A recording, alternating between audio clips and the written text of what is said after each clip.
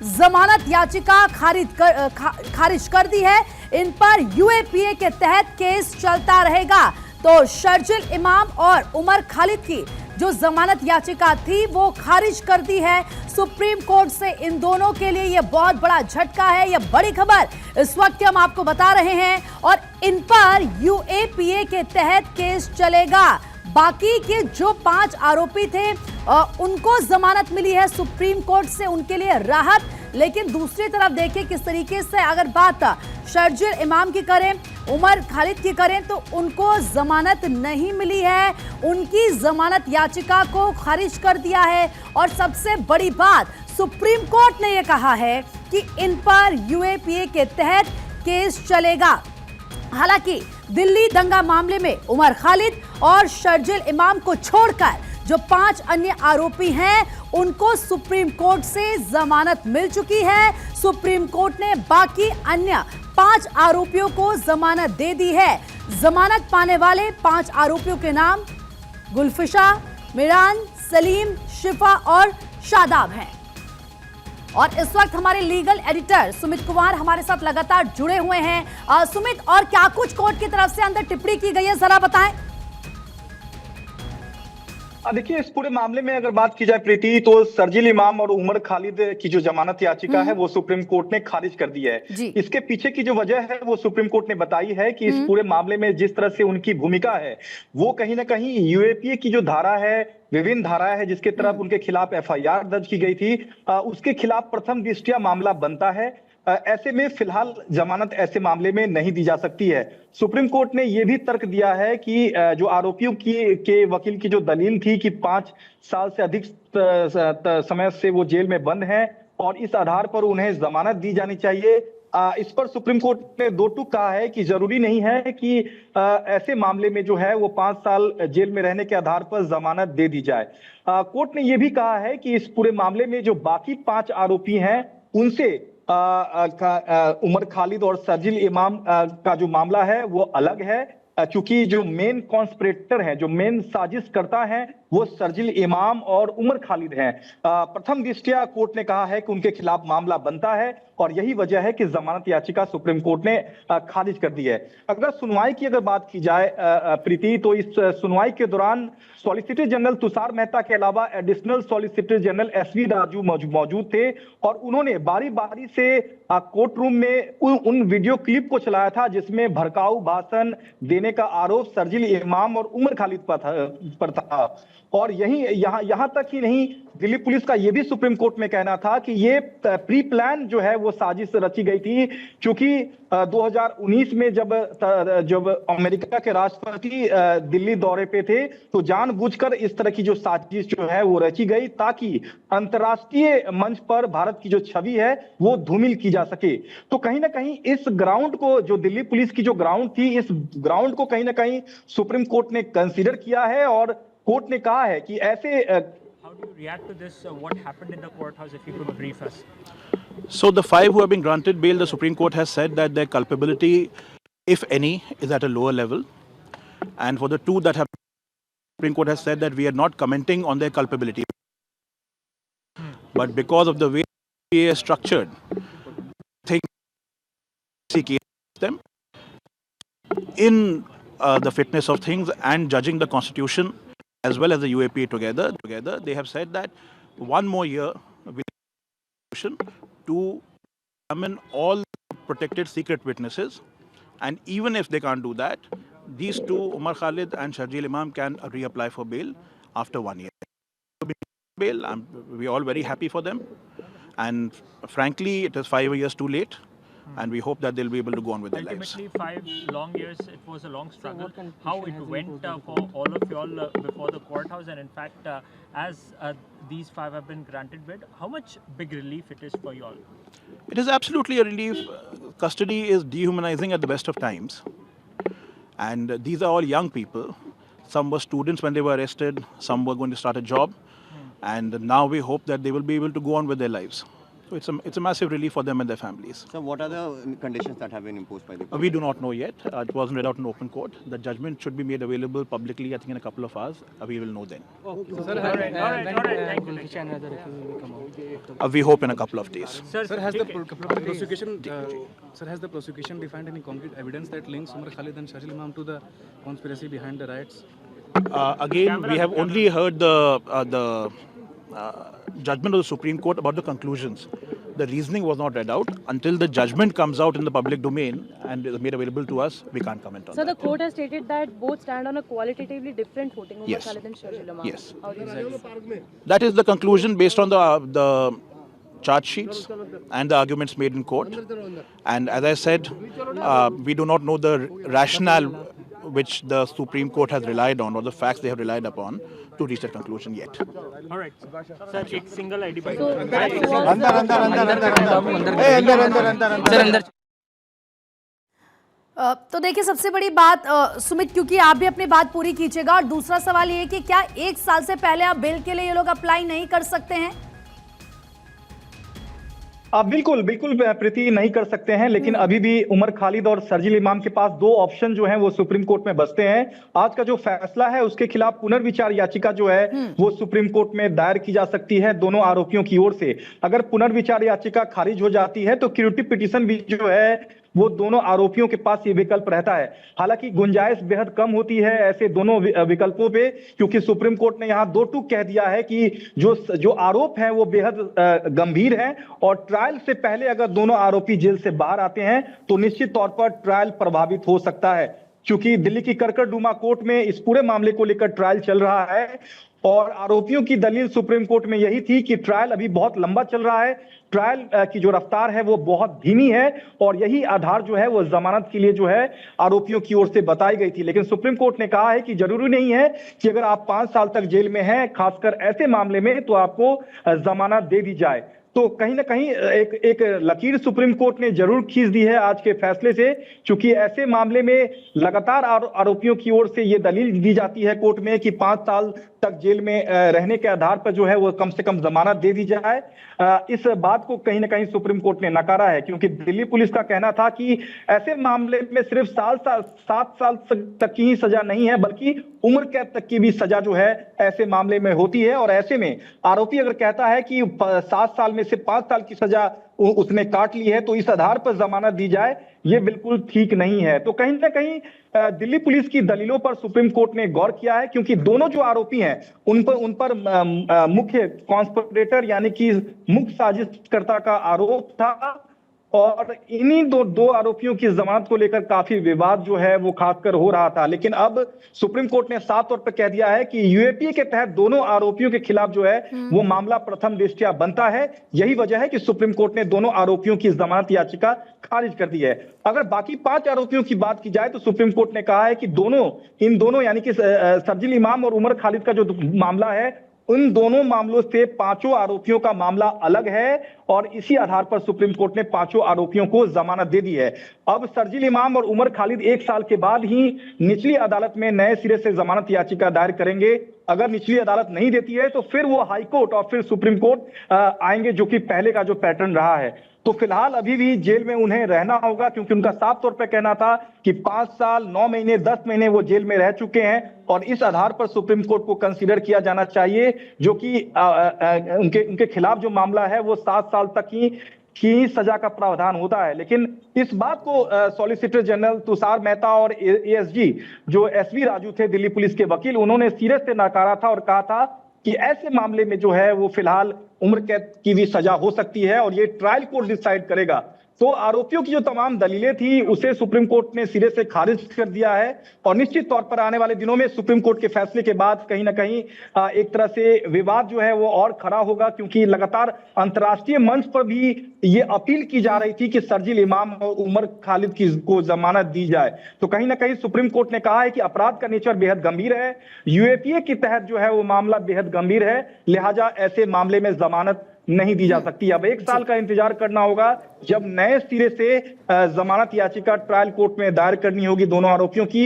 लेकिन अभी भी 2 विकल्प मौजूद हैं उमर खालिद और शर्जील इमाम की, जो कि पुनर्विचार याचिका और कह लीजिए सुधात्मक याचिका, यानी कि पुनर्विचार याचिका खारिज होने के बाद जो आखिरी विकल्प जो रहता है, क्यूरेटिव पिटिशन जो रहता है सुप्रीम कोर्ट में, वो विकल्प जो है दोनों आरोपियों के पास अभी भी मौजूद है।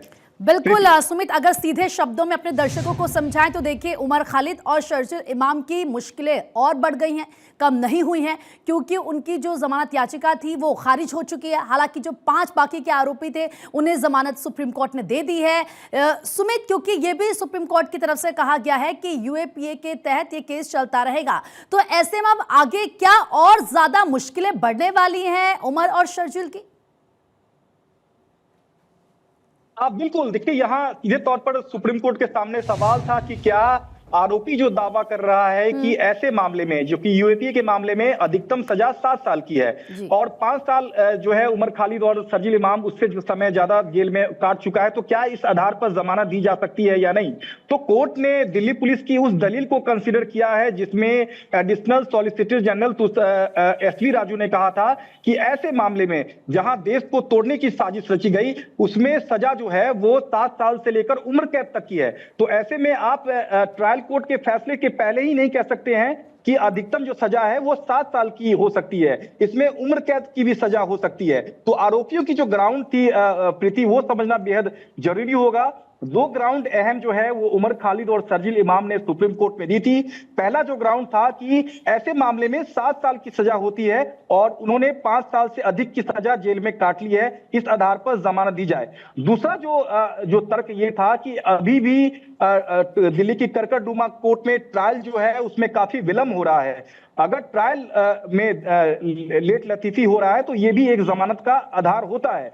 तो ये जो 2 ग्राउंड थी वो बेहद अहम सुप्रीम कोर्ट में दी गई थी, लेकिन सुप्रीम कोर्ट ने इस दोनों ग्राउंड को खारिज कर दिया है और कहा है कि ऐसे मामले में जो है वो फिलहाल जमानत नहीं दी जा सकती है। और जो अपराध का जो नेचर है, यूएपीए के तहत जो पूरा मामला बनता है वो बाकी 5 आरोपियों से बिल्कुल अलग है और ऐसे में शर्जील इमाम और उमर खालिद को जेल में ही रहना होगा। ये 2 टूक सुप्रीम कोर्ट ने अपने फैसले में कह दिया है। तो निश्चित तौर पर बड़ा झटका शर्जील इमाम और उमर खालिद के लिए ये जरूर कही जा सकती है। बाकी 5 आरोपियों को बड़ी राहत सुप्रीम कोर्ट से मिली है, क्योंकि दिल्ली हाई कोर्ट ने करीब 11 आरोपियों की जमानत याचिका खारिज की थी, जिसमें से 7 आरोपियों ने दिल्ली हाई कोर्ट के फैसले को सुप्रीम कोर्ट में चुनौती दी थी।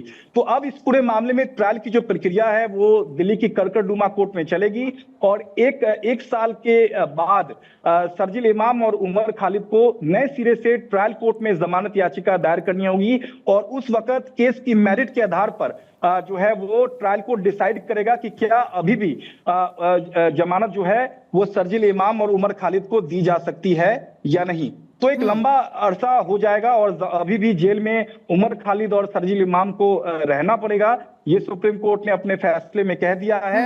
और एक अहम बात प्रीति आपको मैं बताना चाहूंगा कि आज सुप्रीम कोर्ट ने कहा है कि आज हमने जो फैसला सुनाया है वो ट्रायल कोर्ट की कार्रवाई पर इसका कोई असर नहीं पड़ेगा। यानी कि जो जमानत नहीं दी गई है उमर खालिद और शर्जील इमाम को, और जो तमाम टिप्पणियां सुप्रीम कोर्ट ने की है वो टिप्पणियां जो हैं वो ट्रायल कोर्ट में कंसीडर नहीं होगा, यानी कि ट्रायल में कंसीडर नहीं होगा, ये सुप्रीम कोर्ट ने 2 टूक कह दिया है। तो फिलहाल जो जमानत नहीं देने की जो वजह है वो एक लाइन में अगर हम समझे तो फिलहाल अपराध का जो नेचर है वो काफी गंभीर है। यूएपीए के तहत फिलहाल मामला उमर खालिद और शर्जील इमाम पर बनता है, यही वजह है कि सुप्रीम कोर्ट ने दोनों आरोपियों की जमानत याचिका खारिज कर दी है। प्रीति, बिल्कुल। और सुमित, एक और इम्पोर्टेंट पॉइंट जो मैं आपसे जानना चाहती हूँ, क्योंकि हमने देखा कि किस तरीके से बाहर की कुछ ताकतें भी थी, कुछ लोग थे ऐसे जो सपोर्ट कर रहे थे और जमानत को लेकर उनके कॉमेंट्स भी आए। और इसमें अगर मैं बात करूँ न्यूयॉर्क के जो मेयर हैं मदनानी, हम देखते हैं कि 1 जनवरी को वो शपथ लेते हैं, 2 जनवरी को उनका एक लेटर वो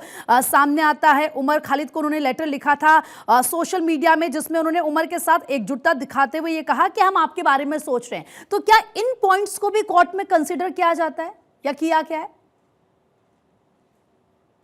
नहीं, बिल्कुल नहीं। देखिए, केस की मेरिट के आधार पर ही कोर्ट डिसाइड करता है कि क्या जमानत देने लायक ये मामला बनता है या नहीं। क्योंकि आपको अगर सुनवाई की बात करें, क्योंकि लंबी सुनवाई चली थी और कोर्ट रूम में उस वक्त मैं मौजूद था प्रीति, और कई क्लिप जो है भड़काऊ भाषण जो उमर खालिद और शर्जील इमाम पर देने का आरोप है, उस क्लिप को जो है, और जो वीडियो क्लिप है, उसे बाकायदा कोर्ट रूम में चलाया गया था। और यहाँ सीधे तौर पर सॉलिसिटर जनरल तुषार मेहता और additional solicitor general S V Raju ने दिल्ली पुलिस की ओर से पक्ष रखा था और कहा था कि देखिए किस तरह से देश को तोड़ने की जो साजिश है वो उमर खालिद और शर्जील इमाम की ओर से रची गई थी। और ये ऐसा नहीं है कि एक बैग से दिल्ली दंगा हो गया, इसके पहले एक तरह से प्री प्लान ये साजिश रची गई थी। और ये भी कहा गया था कि 2019 में जब अमेरिका के राष्ट्रपति डोनाल्ड ट्रंप दिल्ली दौरे पे थे तो जानबूझकर उस वक्त इस तरह के भड़काऊ भाषण दिए गए।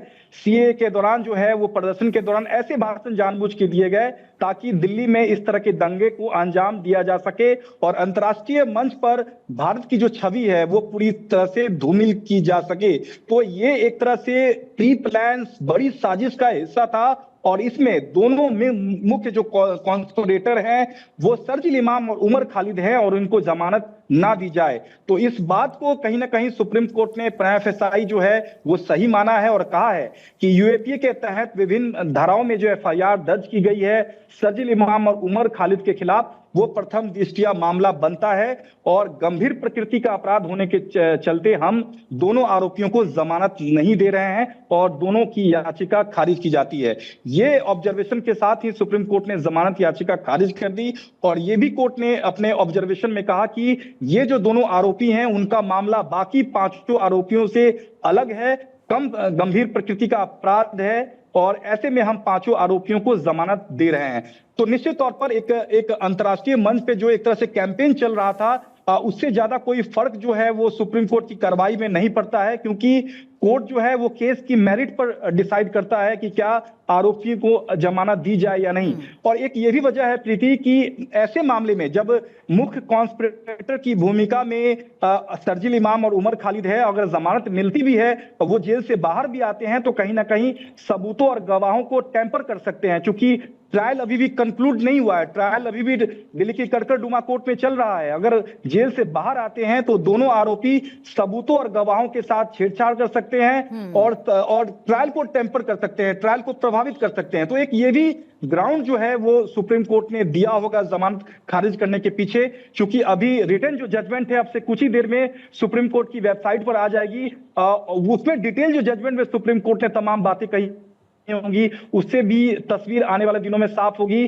कि क्या और आधार सुप्रीम कोर्ट ने जमानत ना देने का जो है वो दिया है, खासकर अपने लिखित फैसले में।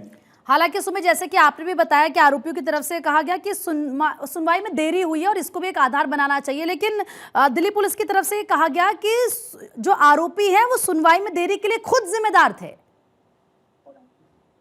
बिल्कुल, देखिए ट्रायल जो है वो ट्रायल में काफी देरी हो रही थी। ये इसकी जो दलील है वो आरोपियों की ओर से दी गई थी, लेकिन यहाँ दिल्ली पुलिस का कहना था कि आरोपी की ओर से ही बार बार ट्रायल में देरी की जा रही है। चूंकि आरोपी कभी ट्रायल कोर्ट में एप्लीकेशन लगाते हैं, फिर हाई कोर्ट में एप्लीकेशन लगाते हैं, तो कई अर्जियां जो हैं वो खुद आरोपियों की ओर से लगाई जाती है, जिसके चलते ट्रायल में जो है वो देरी हो रहा है। तो यहाँ दिल्ली पुलिस ने आरोपियों पर ही इसकी वजह बताई थी कि ट्रायल में जो देरी है वो दिल्ली पुलिस की वजह से नहीं हो रहा है, बल्कि आरोपियों की ओर से ट्रायल में जानबूझकर देरी की जा रही है। कभी आरोपियों की ओर से कड़कड़डुमा कोर्ट में अर्जियां लगाई जाती हैं, तो कभी हाईकोर्ट में अर्जियां लगाती हैं, और हाईकोर्ट जब तक सुनवाई नहीं कर लेता है तब तक ट्रायल जो है उसकी जो रफ्तार है वो धीमी हो जाती है। चूंकि और अगर क्या सुमित, क्योंकि ये भी कहा गया कि अगर आरोपी मदद करते पुलिस की तो ये ट्रायल 2 साल में पूरा हो सकता था।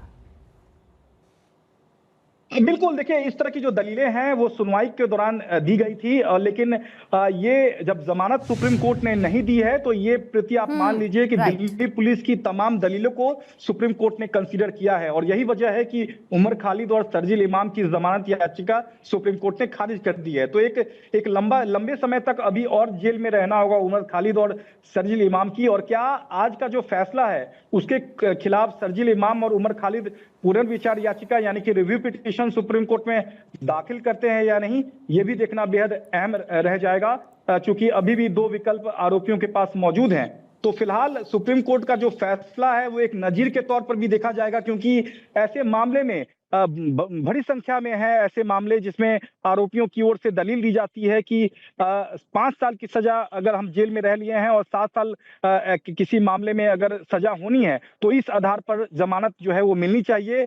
इस कहीं ना कहीं बंधन को सुप्रीम कोर्ट ने तोड़ा है आज और कहा है कि जरूरी नहीं है कि अगर कोई आरोपी 5 साल तक अगर जेल में रह जाए तो इस आधार पर उसे जमानत मिल जाए, क्योंकि सुप्रीम कोर्ट ने कहा है कि हर अपराध का अलग अलग नेचर होता है और उसके तहत ही जमानत मिलनी चाहिए या नहीं वो केस के मेरिट पर ही डिसाइड होगा। तो प्रीति, ये जरूर कहा जा सकता है कि शर्जील इमाम और सुप्रीम कोर्ट से किसी भी तरह की जो राहत है वो नहीं मिली है। अब ट्रायल में देखना होगा कि कितना वक्त लगता है, लेकिन एक सुप्रीम कोर्ट ने टाइमलाइन फ्रेम कर दिया है कि आप 1 साल के बाद ट्रायल कोर्ट में नए सिरे से जमानत याचिका दायर कर सकते हैं। तो अभी 1 साल तक और जेल में उमर खालिद और शर्जील इमाम को 1 साल रहना तक होगा। शर्जील और उमर को जेल में रहना होगा।